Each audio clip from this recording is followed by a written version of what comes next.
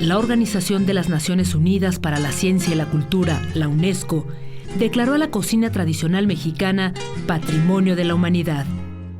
La declaratoria considera que la cocina es un elemento esencial de la identidad cultural del país y hay que protegerla, pues se encuentra amenazada debido a los embates de la globalización.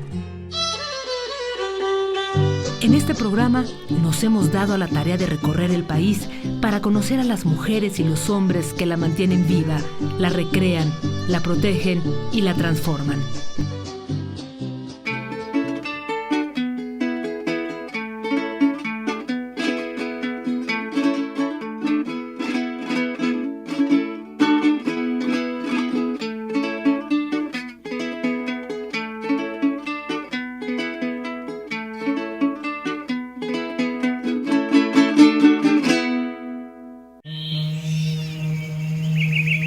Durante la época prehispánica, el territorio de San Luis Potosí estaba ocupado por diversos grupos indígenas como pames y huachichiles, conocidos genéricamente como chichimecas.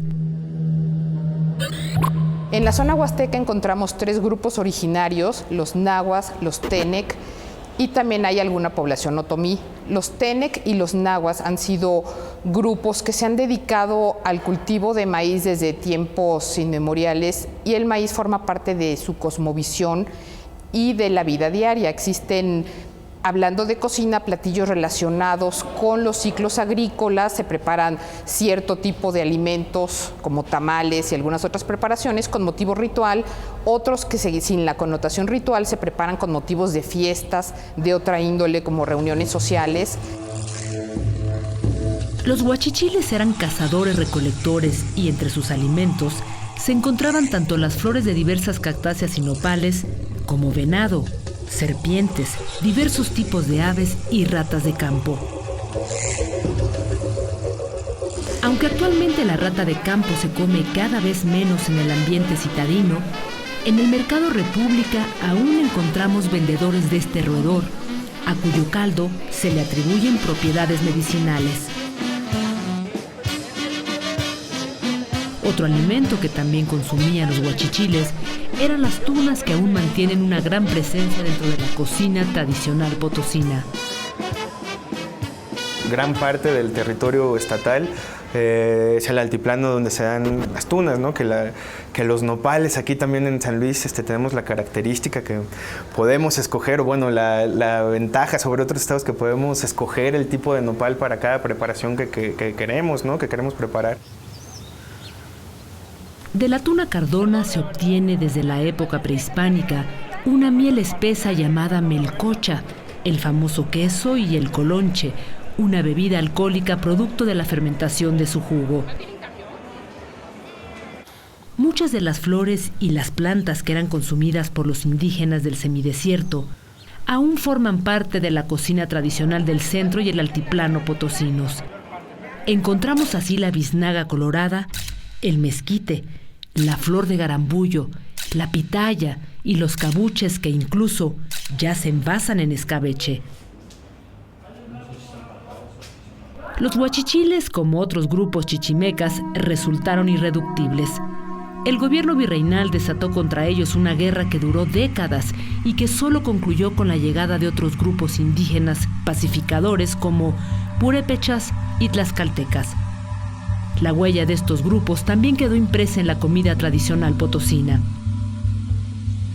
La población tlaxcalteca hizo aportaciones muy importantes a la cocina potosina o a la cocina no solamente de San Luis Potosí, sino de la región del semidesierto. Ellos trajeron el maguey pulquero, trajeron algunas plantas que ya habían sido domesticadas en el altiplano central y trajeron también utensilios como el molcajete.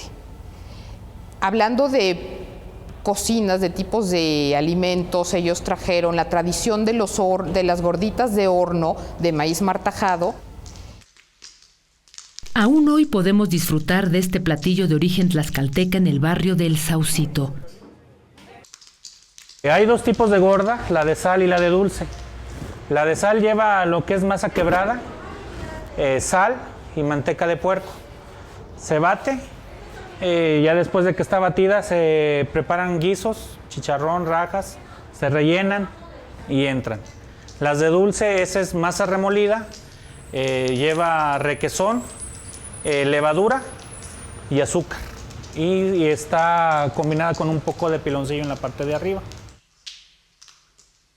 Actualmente solo quedan 3 establecimientos dedicados a la elaboración de gorditas de horno. Se trata sobre todo de negocios familiares cuya clientela aún recuerda que durante mucho tiempo el platillo fue conocido como gordas de pastor. Es conocida como gorda de pastor, de hecho todavía mucha gente un poco adulta es la que lo conoce así, ya que esta gorda la utilizaban mucho los pastores cuando iban a llevar a su ganado a pastorear, ya que tardaban 2 o 3 días en el campo. Entonces, para evitar llevar comida perecedera, este tipo de gorda a temperatura normal puede durar 2 o 3 días sin ningún tipo de problema. En Gorditas Nachita, cuyo nombre rinde homenaje a la abuela de los actuales propietarios, también se preparan gordas de comal, quesadillas, migadas y otro platillo típico del centro del estado, la tostada de borracho. Se trata de una tortilla grande de maíz martajado que se tuesta y a la que se agrega frijol, chile rojo molido, nopales, cebolla y cilantro. Ahora, hay dos historias que cuentan que se le conoce así como tostada borracha. Una, porque dicen que anteriormente a los frijoles le ponían pulque. Y hay otra historia por ahí que dicen que era muy común comérsela con pulque. Entonces decían que era la tostada que comían los borrachos. Entonces por ahí dicen que también por ahí se vino pegando que la tostada borracha.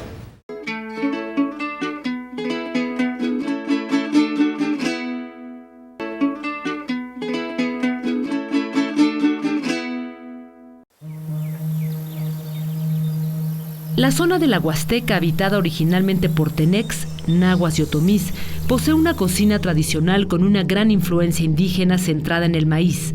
Dipac, en lengua tenec, al que consideraban hijo del dios de la lluvia y de la tierra. La comida huasteca posee claras diferencias con la de las otras 3 regiones en que tradicionalmente se divide al estado. Hablar de la Huasteca es abrir otra página, ¿no? En el crisol de platillos, en este repertorio impresionante que nos ofrece la cocina, ¿no? Entonces están las enchiladas, que dentro de las mismas enchiladas, que son de diferente confección, tenemos unas salsas que las visten y que las caracterizan como enchiladas propias, ¿no? O sea, tenemos las de ajonjolí, las de chile chipotle, las de morita, las de chile verde, jalapeño, etcétera, ¿no? Y el chorizo, bueno, que se va con los bocoles, el zacahuil, que el zacahuil yo creo que es el plato también más representativo.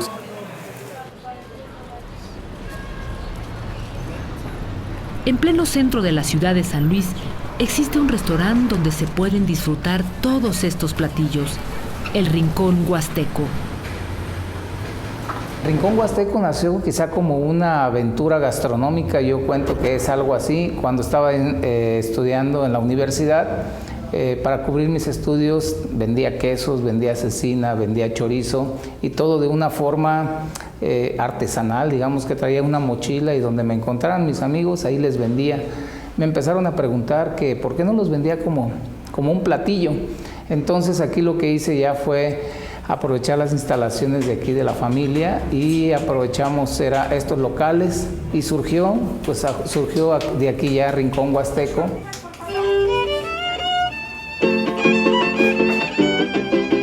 El restaurante nació hace 23 años y se ha convertido en una especie de embajada huasteca en la capital potosina. El Rincón Huasteco nos ofrece queso de guaje o de bola, relleno de crema, bocoles, enchiladas y acamayas. El caldo de acamaya, pues es un platillo que no podemos dejar de probar. La acamaya es un langostino de río, es un langostino muy sabroso, el cual todavía lo encontramos en los ríos huastecos. Lo podemos consumir en caldo, en un caldito rojo, lo podemos consumir a la diabla, al mojo de ajo, a la mantequilla, a la plancha, y de verdad que son un platillo delicioso. Y por supuesto que no puede faltar el platillo insignia de la cocina huasteca, el célebre zacahuil, también conocido como tamal gigante. Ha surgido el zacahuil, que es un platillo prehispánico. Este platillo es un tamal. El más pequeño que elaboro es para 40 personas. Si ustedes visitan Rincón Huasteco y solicitan un zacahuil, yo les voy a servir una porción de 400 gramos aproximadamente, y no el zacahuil completo, que llega a pesar hasta 20 kilos, el más pequeño. Durante la colonia, con el descubrimiento de las minas de plata y oro que le dieran nombre a la ciudad, San Luis Potosí fue parte integral del Camino Real de Tierra Adentro, considerado hoy Patrimonio de la Humanidad. Por esa ruta llegaron utensilios de cocina, así como especias y condimentos que enriquecieron y transformaron a la comida tradicional. También hizo su aparición el cerdo, cuya carne es fundamental para el asado de boda, un platillo que se consume en casi todo el semidesierto mexicano y cuya presencia en el mapa culinario inicia en San Luis. En el asado lo tenemos registrado desde la zona media y se va extendiendo sobre todo a la zona norte. Y claro, es un platillo de subsistencia, ¿no? Que tiene una connotación ritual bastante interesante, como dice su nombre, y que en su composición lleva una cantidad importante de chile y de grasa, y sobre todo de la carne, ¿no? La carne es asado de puerco, entonces la gente iba engordando el puerco por algunos meses o incluso hasta años, y entonces ya cuando venía esta ocasión festiva hacían todo el puerco, y es una manera de conservar la carne sin que se eche a perder. ¿Por qué? Porque no hay que olvidar que el chile es un conservador natural, y la grasa también. ¿Qué pasa? La grasa se enfría y se desemulsiona. Se forma una película hermética que protege a la carne y la permite mantenerla sin refrigerar. Nos decían que hasta un año. En Santa María del Río, la cuna del rebozo de bolita, que se encuentra a unos 50 kilómetros de la capital del estado, en el hotel y restaurante La Puesta del Sol, se prepara el asado de boda al estilo de la zona centro. Para su preparación, se pone a dorar la carne de cerdo y después se le agrega una salsa. Lleva lo que es pepitas, almendras, cacahuate, ajonjolí y especies de olor, bolillo y lo que es el chile. Se hace, se desvena el chile, se le muelen las especies, se remoja y ya está. Tras agregarle la salsa, se deja cocer con la carne por espacio de 1 o 2 horas. El color de este asado es de un rojo mucho más intenso que el del altiplano. Por el Camino Real de Tierra Adentro, también llegaron nuevas herramientas y nuevos métodos para aprovechar la planta de agave. Aun cuando existen teorías que aseguran que los chichimecas consumían agave cocido y fermentado, hasta ahora se considera que la elaboración de bebidas alcohólicas a partir de esta planta agave comenzó con la llegada de los españoles y su método de destilación. En el ejido Santa Teresa del municipio de Aululco, en la fábrica antigua Molienda Dorada, se continúa elaborando mezcal como hace cientos de años. Primero se reciben las piñas del maguey y que deben de tener 9 o más meses de edad para su cocción. Aquí es donde lo recibimos ya una vez traído del monte, y aquí es donde lo ponemos en los hornos. Y para saber lo que es el mezcal bueno, hay que ir procurando los paninos, donde es panino alto y panino bajo, porque en el panino bajo está verde y en el panino alto está amarillito. Entonces es más bueno el que está en los altos. Tras una cocción al vapor de alrededor de 18 horas y de una primera toma de fermento, las piñas se muelen y se recolecta el jugo para su fermentación. Mire, aquí es donde recibimos todas las mieles, pero este es el fermento. Una vez recibiendo las mieles, hay que estarle poniendo el fermento que es este. El fermento sirve para nivelar los grados de alcohol que poseen las mieles, producto de la molienda. Esto le nombramos los cajones. porque aquí es donde recibimos las mieles que vienen de los molinos, porque como hoy es día de la molienda, aquí es donde recibimos todo lo que son las mieles a los cajones, que son estos, para ponerles el fermento. Por ejemplo, dejarles un tantito espacio para ponerle, una vez ya que tienen los 6 grados, hay que dejarles, por ejemplo, lo que es unos 20 centímetros para ponerles el fermento, para que le quepan el fermento. Una vez puesto el fermento, ellos empiezan a trabajar a las 2 horas. A las 2 horas ya están trabajando. Trabajando quiere decir que ya están hirviendo solitos, sin ponerles nada. Tras varias horas de fermentación, las mieles pasan al destilado en alambiques, un proceso de origen árabe, y posteriormente se almacenan en barricas y luego se embotellan.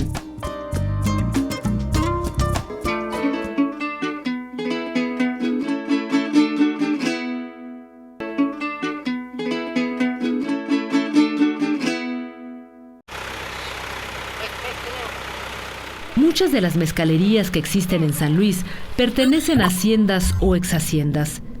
Estas pueblan el paisaje y nos recuerdan que fueron fundamentales para la economía de la zona durante los siglos XVIII y XIX. De hecho, sus cocinas funcionaron como lo hicieron en otras partes del país, la de los conventos, como grandes laboratorios culinarios. En las haciendas se producen quesos, mezcales, se preparan postres que no encontramos, a diferencia de otros lugares como Querétaro y Puebla. En las poblaciones mineras no hubo conventos de monjas. Aquí encontramos los dulces como los alfajores, ya de tradición española de muchos años o tal vez de tradición árabe. Los encontramos en las haciendas. En las haciendas se han documentado y se han encontrado importantes recetarios de cocina, como el de la hacienda de Peñasco, que incluso fue ya publicado por el gobierno del estado de San Luis Potosí y la Fundación Herdes, con una lista de alimentos como el ponte duro, que en muchas poblaciones fueron hechos en los conventos de monjas, y aquí, como no había, se hacían directamente en las haciendas. En el Mercado Hidalgo de San Luis encontramos muchos de los quesos que se producían en las haciendas, como el saltierra, y algunas de las recetas hoy se preparan en restaurantes de la capital potosina, como el México de Frida. Los chiles Ventilla tienen una historia que comenzó en La Ventilla, que es una hacienda cerca de Villa de Reyes, aquí en San Luis Potosí. Había una familia ahí que habitaba, de los Mid, de don Arturo Mid y Marta Mid, los cuales empezaron a hacer para reuniones de amigos de sus hijos de los fines de semana, varias recetas con varios tipos de chiles rellenos, chiles en caldo, y una de ellas era esta precisamente. Para la preparación de los chiles Ventilla se utiliza chile ancho, al que se le quitan las semillas y se pone a remojar en agua caliente. Se dejan que se hagan suavecitos y se rellenan con el queso asadero.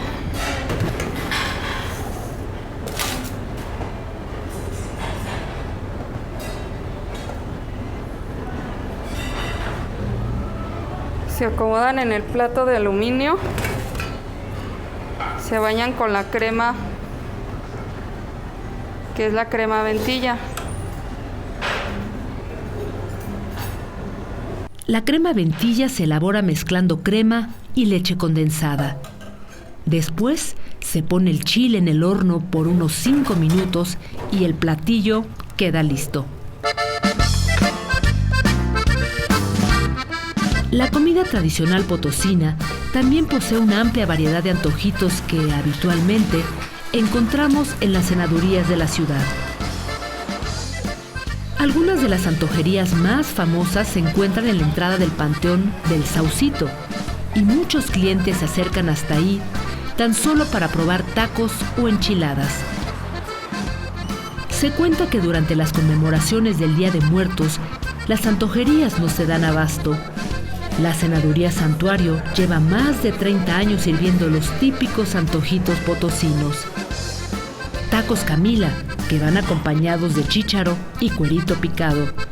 Enchiladas con cecina, enchiladas verdes, chalupas, tostadas de cuerito, de pollo y de manitas de cerdo. Tampoco pueden faltar los tacos rojos con papas y zanahoria. Se cose la zanahoria, la papa se parte en cuadritos y luego va a ser el procedimiento. Se le pone un poquito de grasa a la plancha, se moja la tortilla en chile cascabel molido bien colado y ese es el procedimiento. Estos taquitos van rellenos de queso, de preferencia siempre son de tortilla chica.